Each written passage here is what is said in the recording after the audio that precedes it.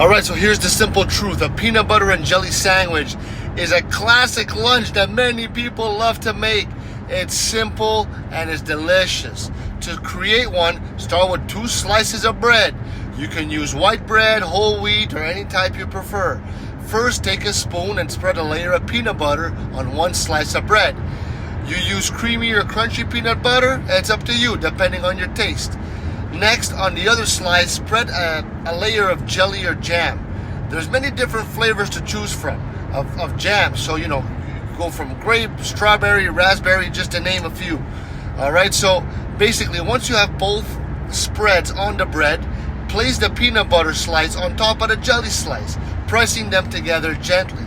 Now you have a tasty sandwich. You can cut it in half or into smaller pieces if you like. Peanut butter jelly sandwiches are not only yummy, but provide protein and energy.